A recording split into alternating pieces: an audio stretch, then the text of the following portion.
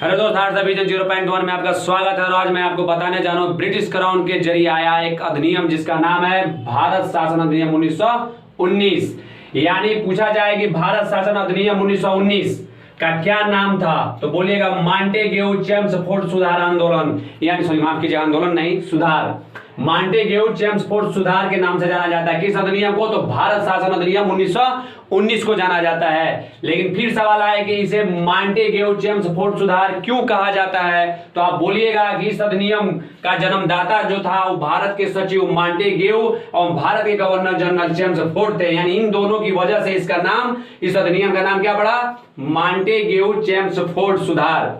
अगला पॉइंट, 20 अगस्त 1917 को भारत सचिव लॉर्ड मॉन्टेग्यू ने एक घोषणा की जिससे यह मालूम हुआ कि भविष्य में काफी सुधार हो सकते हैं, जिससे संवैधानिक ढांचा जो तैयार किया गया है उसमें काफी बदलाव होगा। अगला पॉइंट, यह अधिनियम तत्कालीन कुछ घटनाओं की वजह से आया था। यानी यह अधिनियम जो आया, कुछ तत्कालीन घटना घटी जिसकी वजह से इस अधिनियम को लाना पड़ा, जैसे कि सुधारों की मांग, होम रूल आंदोलन, प्रथम विश्व युद्ध। यानी ये घटनाएं ने इस अधिनियम को लाने के लिए काफी प्रेरित किया। अगला पॉइंट, पार्षद का कार्यपालिका का एक ऐसा भाग, यानी पार्षद जो है कार्यपालिका का एक ऐसा भाग था जो गवर्नर के प्रति उत्तरदायी था। यानी पार्षद में जो पार्षद जो था वो कार्यपालिका का ऐसा भाग था जो कि गवर्नर के प्रति उत्तरदायी था। दूसरा भाग मंत्रिमंडल था जो कि प्रांतीय व्यवस्थापिका के प्रति उत्तरदायी था। यानी पहला पॉइंट कह रहा है कार्यपालिका जो था वो गवर्नर के प्रति उत्तरदायी था और मंत्रिमंडल किसके? तो व्यवस्थापिका के प्रति उत्तरदायी था।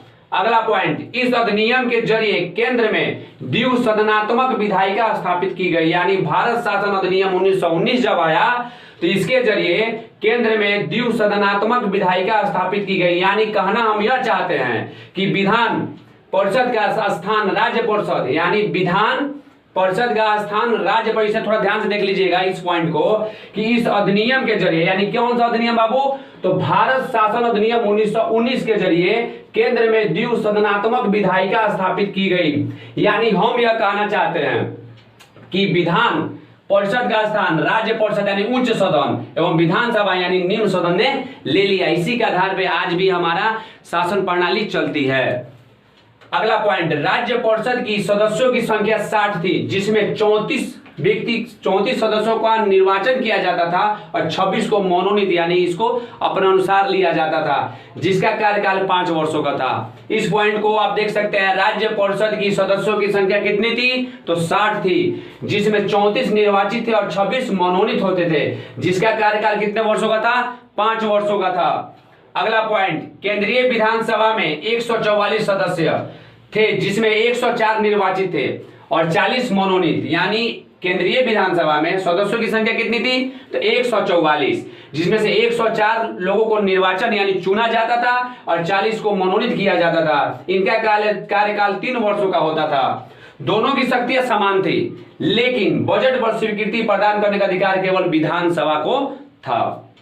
अगला पॉइंट, 1919 ईस्वी के एक्ट की मुख्य विशेषता, प्रांतों में द्वैध शासन की स्थापना। यानी इसकी मुख्य विशेषता अगर कोई पूछे कि भारत शासन अधिनियम 1919 का मुख्य विशेषता क्या है, तो बोलिएगा द्वैध शासन की स्थापना है।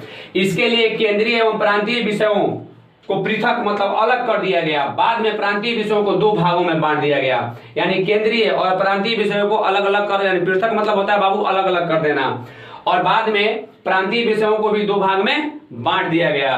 प्रांतीय विषयों को 2 भाग में जो बांटा गया है, एक पहला आरक्षित विषय, यानी आरक्षित मतलब रिजर्व रखा गया, जिसमें राजस्व, न्याय, वित्त, पुलिस आदि आते हैं। हस्तांतरित विषय, जिसमें स्थानीय स्वशासन, शिक्षा, कृषि और स्वास्थ्य आता है। अगला पॉइंट कहता है आरक्षित विषयों का शासन गवर्नर अपनी परिषद के सदस्यों की सलाह से करता था। यानी कह रहा है कि जो आरक्षित विषय मैंने बताया ना, इसके बारे में इसमें जो सदस्यों की जो सलाह लेता था वो कौन लेता था? गवर्नर। यानी कहना चाहता है कि आरक्षित विषयों का शासन जो था गवर्नर अपनी परिषद के सदस्यों के सलाह से, यानी सलाह लेकर इस काम को करता था। किसमें? राजस्व में, न्याय में, वित्त में, पुलिस प्रशासन में।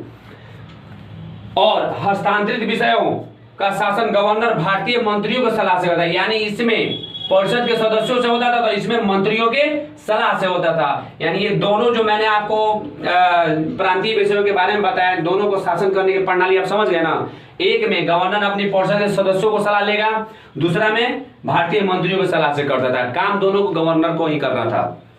अगला पॉइंट, इस अधिनियम ने सांप्रदायिक आधार पर सिखों, भारतीय ईसाइयों, अंगल भारतीयों और यूरोपियों के लिए पृथक निर्वाचन के सिद्धांत को विस्तारित किया। यानी इस अधिनियम, भारत शासन अधिनियम 1919 ने सांप्रदायिक रूप से भी फिर से हमारे जो समाज में सिख समुदाय के थे, भारतीय ईसाई थे, अंगल भारतीय थे, यूरोपियन थे, इनों के लिए अलग अलग निर्वाचन की व्यवस्था की, जिससे यह दिखता है कि हमें आपस में बांटने की क्रिया इन्होंने 1909 से शुरू किया, जो अभी तक चलता भी आ रहा है।